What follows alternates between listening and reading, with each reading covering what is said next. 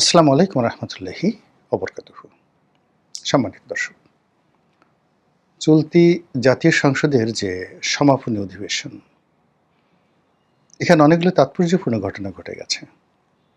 সরকারি দল এবং বিরোধী দল যে ভাষায় কথা বলেছেন, সেই ভাষায় কথা বলার মধ্যে আগামী দিনে রাজনীতি কেমন যাবে এবং আমাদের যে রাজনৈতিক ভাগ্য, এটির হাল হকিকত কী, সেই বিষয়গুলো ফুটে উঠেছে।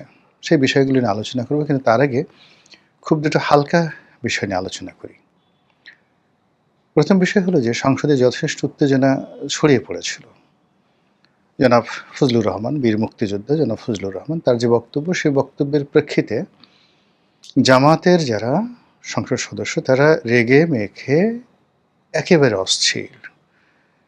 যেভাবে তার উত্তেজনা দেখিয়েছে, যেভাবে তারা লম্ফঝম্প করেছে, এটা জাতীয় সংসদের ইতিহাসে একেবারে নজিরবিহীন। যদি সরকারের সঙ্গে তাদের একটা সমঝোতা না থাকতো, তাহলে হয়তো তারা সেখান থেকে ওয়াক আউট করে বের হয়ে আসতো। ২ নম্বরে যেটি, সেটি হলো সরকারি দলেরই একজন নেতা, স্বরাষ্ট্রমন্ত্রী। তিনি আবার জাস্ট অনেকটা দুতিয়ালি করার মতো করে চেষ্টা করেছেন। সরকারি দলের সংসদ সদস্যকে সাপোর্ট না করে তিনি যেটা বলার চেষ্টা করেছেন যে অনেক বছর চলে গেছে। এখন মুক্তিযুদ্ধ নিয়ে, ৭১ ইতিহাস নিয়ে, এই বিষয়গুলো নিয়ে এত বাড়াবাড়ি করার কি দরকার আছে?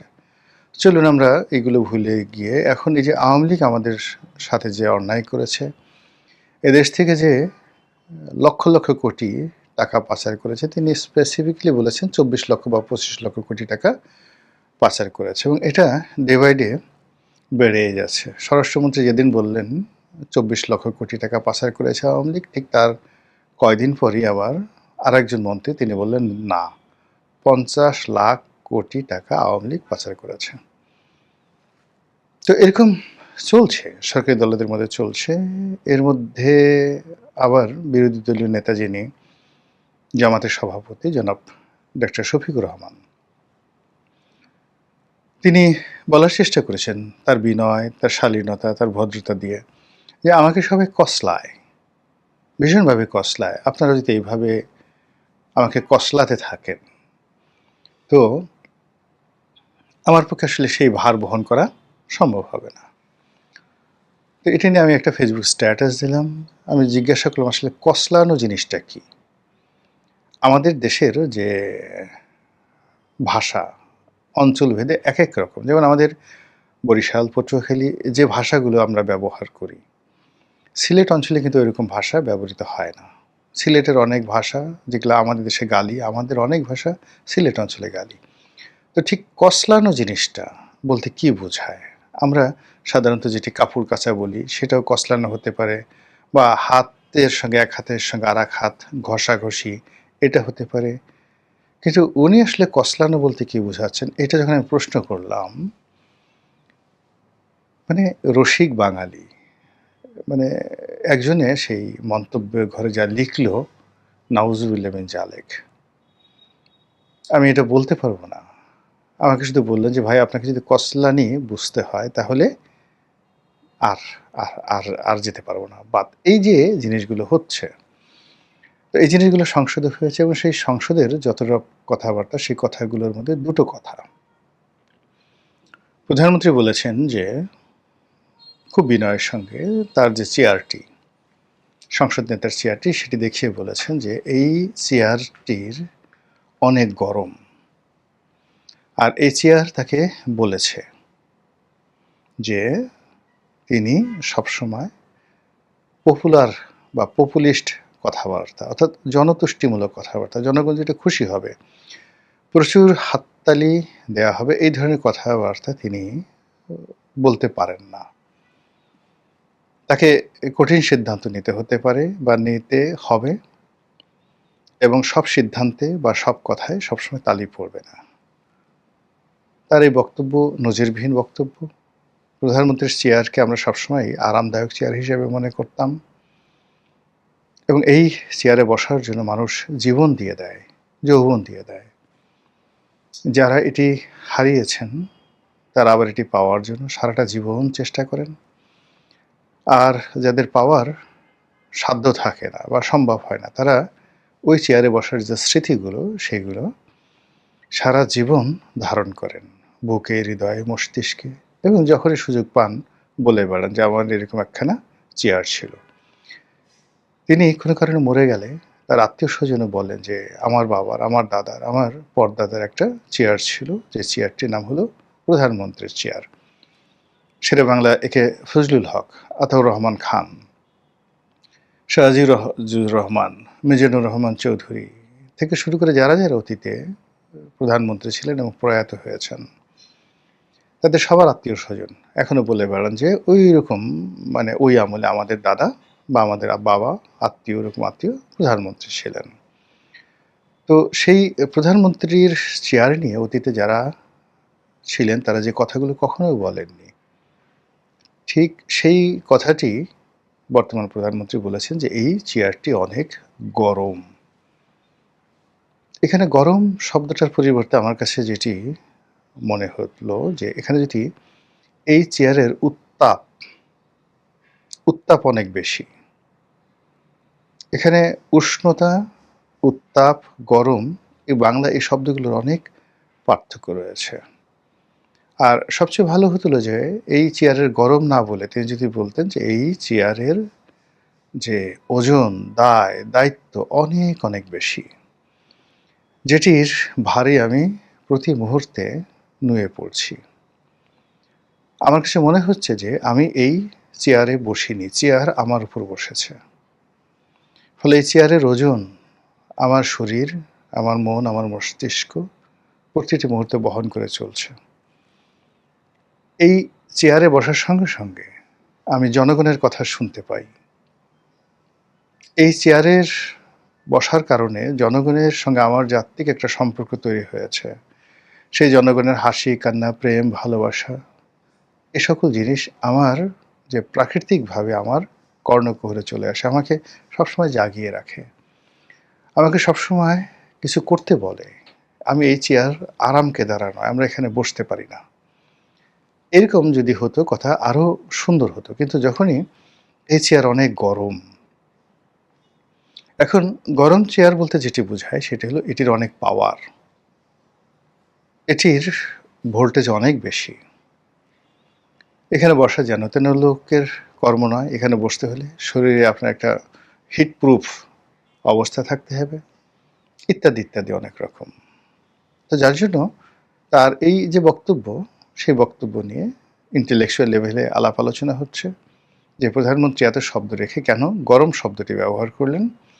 আর যারা আমজনতা তারা বলার চেষ্টা করছেন হায় হায়, এত সুন্দর প্রধানমন্ত্রী তার হন না। অতীতে কোনো প্রধানমন্ত্রী তো তার এই চেয়ারের কথা বলেননি। তারা চেয়ারের ধারে কাছে যাননি, বরং চেয়ারে বসে এমনভাবে দুলেছেন, এমনভাবে হেলেছেন, মনে হয় যেন চেয়ারটা তাদের 14 জন্মের মালিকানায় ছিল। এটা কেবলই মাত্র তাদের বংশ পরম্পরায় তারাই এখানে বসবে।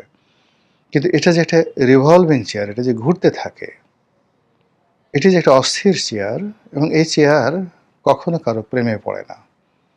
এই চেয়ারের প্রেমে সবাই পড়ে, কিন্তু এই চেয়ার কখনো কারো প্রেমে পড়ে না। এ চেয়ার নিষ্ঠুর, এ চেয়ার বেয়াদব, এ চেয়ার কোনো পদার্থ নয়, অপদার্থ। কাজেই এইরকম একটি চেয়ারে বসা এবং সেটার রেফারেন্স জনগণের সামনে তুলে ধরার জন্য যারা এই প্রধানমন্ত্রীর ভাষণ লিখেছেন, সেই ভাষণটি আরও পরিশীলিত হতে পারত। বাংলা বর্ণের যে ব্যঞ্জনা, এটি আরও সুমধুর হতে পারত। তবুও প্রধানমন্ত্রী এটা বলেছেন, এবং যে কারণেই হোক না কেন এই অভিব্যক্তিটি তিনি প্রকাশ করার চেষ্টা করেছেন তার লোকজনের মাধ্যমে। এটা একটা ভালো লক্ষণ। এই গেল এক। ২ নম্বর হলো স্বরাষ্ট্রমন্ত্রী জনাব সালাউদ্দিন সাহেব। তিনি নিদারুণ কৌতুক, এমনি তাকে দেখে সবসময় খুব সিরিয়াস মানুষ মনে হয়, কিন্তু তিনি রসিক, এমনি বেসিক্যালি রসিক, ওয়েল বিহেভড। যদিও তিনি রাজনীতি ছাত্রজীবনে আদৌ করেছেন কিনা আমি জানি না, আমাদের মধ্যে বয়সের ডিফারেন্স আছে, সময়ের ডিফারেন্স আছে, কিন্তু যেহেতু তার যে সিভিল সার্ভিসের জীবন, বিসিএস করে তিনি সিভিল সার্ভিসে এসেছিলেন এবং সেখান থেকে তিনি বেগম খালেদা জিয়ার সংস্পর্শে এসেছেন, তার এপিএস হয়েছেন, মন্ত্রী হয়েছেন, সংসদ সদস্য হয়েছেন। ইট সিমস যে তার অবশ্যই একটা পলিটিক্যাল উইল আছে, পলিটিক্যাল কোয়ালিটি আছে এবং বিহেভিয়ার যেটা তার ব্যবহার, সেটা সবাইকে যে ছাত্র রাজনীতি করতে হবে, সবাইকে যে মাঠে রাজনীতি করেই মন্ত্রী এমপি হতে হবে, নট লাইক দ্যাট। যে কোনো মানুষের মধ্যে যদি লিডারশিপ কোয়ালিটি থাকে, তিনি সিভিল সার্ভিসে থাকেন, মিলিটারি সার্ভিসে থাকেন, কবি হন, সাহিত্যিক হন, এটা কোনো ব্যাপার নয়। ধরুন অনেক বড় বড় সাহিত্যিক, যেমন ট্রটস্কি, আপনার নাম শুনেছেন, ট্রটস্কি খুব বিখ্যাত সাহিত্যিক ছিলেন, কিন্তু রাশিয়ার যে বিপ্লব, ভ্লাদিমির লেনিন, ইলিশ ভ্লাদিমির লেনিন, তারপর স্ট্যালিন, জোসেফ স্ট্যালিন এবং ট্রটস্কি, এই তিনজনের সম্মিলিত, এর মধ্যে ট্রটস্কি ছিলেন অ্যাবসলিউটলি একজন রাজনৈতিক নেতা। তো কাজেই যে কোনো পেশা থেকেই যে কোনো মানুষ রাজনীতিতে আসতে পারে যদি তার মধ্যে লিডারশিপ কোয়ালিটি থাকে। সালাউদ্দিন সাহেব সেই দিক থেকে সিভিল সার্ভিস থেকে আসা একজন রাজনীতিবিদ। তো তিনি যে কোনো কারণে হোক না কেন গত এই ২ বছরে, অর্থাৎ ডক্টর মোহাম্মদ ইউনূস শেখ হাসিনার পতনের পর এবং ডক্টর মোহাম্মদ ইউনূসের জামানাতে তিনি হঠাৎ করে আমাদের রাজনীতির যে আকাশ, সে আকাশে বিএনপির নক্ষত্র রূপে বা বিএনপির সূর্য রূপে বা বিএনপির চাঁদ রূপে আমাদের সামনে আবির্ভূত হলেন। এমনিতেই তার চেহারায় একটা চাঁদের জ্যোৎস্নার ছাপ আছে, গোলাকৃতি মুখ এবং অসম্ভব সুদর্শন একজন মানুষ। গায়ের রঙও ভালো, লম্বা চূড়া, অ্যাভারেজ বাঙালির যে চেহারা ছিল তার সাথে তিনি একটু ব্যতিক্রম। না ইরানিয়ান, না পাকিস্তানি, না ভারতীয়, না বাংলাদেশি, সব মিলিয়ে একজন অনন্য সেই চেহারার অধিকারী। তার সঙ্গে সঙ্গে তার এডুকেশন, তার লেখাপড়া, তার কথাবার্তা সব কিছুই ভালো এবং এই মানুষটি সংসদে এবার যথেষ্ট ফ্ল্যাট মানে করার চেষ্টা করেছেন, কৌতুক করার চেষ্টা করেছেন, জমিয়ে রাখার চেষ্টা করেছেন এবং তিনি যে বিষয়টি অর্থাৎ ইসলামী ব্যাংক দখল করা নিয়ে মনের ঝাল মিটিয়েছেন। এর কারণ হলো তার প্রতিপক্ষ যারা আছে তারা বট বাহিনীর মাধ্যমে তাকে ভীষণ রকমভাবে উত্ত্যক্ত করে। কেউ তাকে বলে সালাউদ্দিন, কেউ তাকে বলে শিলং সালাউদ্দিন, কেউ বলে তাকে আলম সালাউদ্দিন, এস আলম সালাউদ্দিন, এরকম নানা রকম উপাধি দিয়ে বট বাহিনী তাকে আক্রমণ করে। এখন মূল ব্যাপারটা হলো আমাদের দেশের নয়, সারা দুনিয়াতেই আমাদেরকে যখন কেউ প্রশংসা করে আমরা ওটা মনে রাখি না, কিন্তু যখন কেউ আমাদেরকে বকা দেয় সামহাও ওটা আমাদের কানে চলে আসে। তো কাজী সালাউদ্দিন সাহেবকে নিয়ে যে সকল নেতিবাচক কথাবার্তা জামাত এবং তাদের বট বাহিনী বলছে বিভিন্ন সময়টিতে, সেটা অবশ্যই তিনি জানেন, স্মরণে আছে তার, এবং সময় এবং সুযোগ মতো তিনি সেইগুলোর ব্যাপারে অ্যাকশন বা রিয়াকশন নেবেন। এটাই হলো হিউম্যান সাইকোলজি। তো এবার এই যে তাকে নিয়ে যারা বট বাহিনী যে সকল কথাবার্তা বলেছে তার প্রেক্ষিতে তিনি অত্যন্ত সাবলীলভাবে সেগুলোর উত্তর দিয়েছেন এবং স্বয়ং প্রধানমন্ত্রী তার সেই বক্তব্য শুনে হেসে কুটি কুটি হয়ে গেছেন। তিনি কি বলেছেন যে ২-৪টি ব্যাংক থাকা ভালো, ব্যাংক থাকা ভালো, কিন্তু আপনি যে ব্যাংকটা থাকবে আপনার তাকে বলতে হবে যে ব্যাংকের যে আপনার মালিকানা কত পার্সেন্ট মালিক আপনার আছে, শেয়ার আছে কতটুকু, কিন্তু আপনার শেয়ার নাই, কিন্তু আপনি সঙ্গতকারণে ব্যাংকের মালিকানা দাবি করছেন। এর সাথে তো মারাত্মক কিছু হয় না।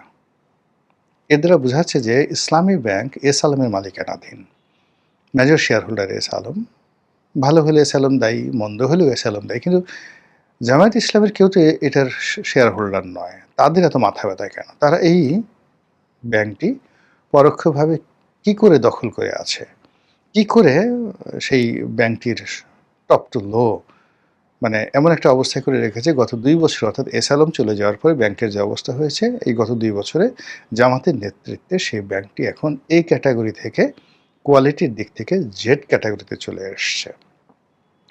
তো এই ব্যাপারে তিনি আসলে ওরকম ইন ডিটেলস না বলে তিনি শুধু যেভাবে বলেছেন যে আগের সরকার ব্যাংক দখল করতো, মানে এস আলম যারা লোকজন ব্যাংক দখল করেছে তারা ডিজিএফআই এর মাধ্যমে, গোয়েন্দা সংস্থার মাধ্যমে ব্যাংকের কর্তাদেরকে তুলে নিয়ে স্বাক্ষর রেখে সই রেখে তারপরে শেয়ার মার্কেট থেকে শেয়ার কিনে, বিদেশি যারা শেয়ার হোল্ডার ছিল তাদের কাছ থেকে শেয়ার কিনে এই ব্যাংকটি একটা নির্দিষ্ট প্রক্রিয়ার মাধ্যমে তারা দখল করেছে।